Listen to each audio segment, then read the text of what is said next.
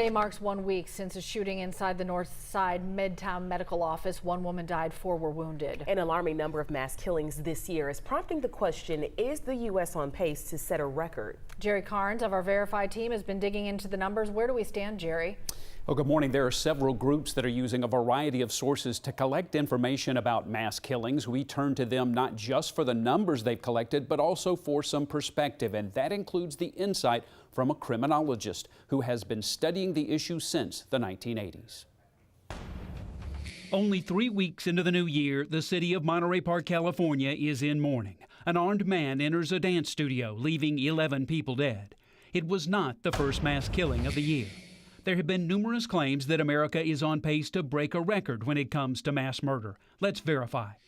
Our sources are the Gun Violence Archive, the mass killing database compiled by USA Today, the Associated Press, and Northeastern University, and Professor James Allen Fox, professor of criminology at Northeastern. The mass killing database tracks cases where 4 or more people are murdered no matter the weapon. Professor Fox compiles the data. He says a little more than 4 months into 2023, the country has already seen 6 mass killings in public places. Which, by the way, is the average number a year.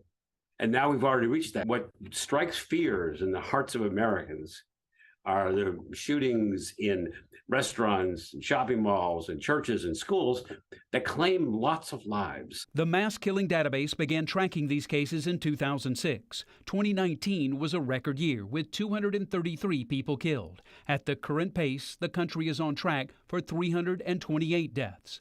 Professor Fox points out that 2009 started off looking like a record year. In fact, if you go back a couple weeks, this year and 2009 were tied.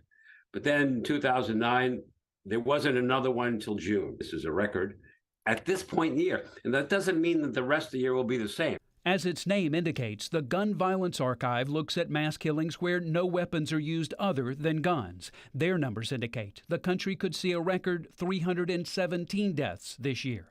So we can verify that, yes, data compiled by 2 separate groups show the nation is on pace for a record when it comes to the number of deaths in mass killings.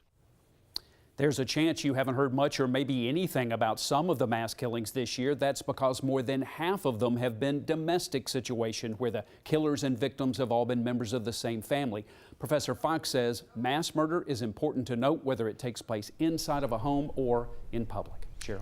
Thanks, Jerry.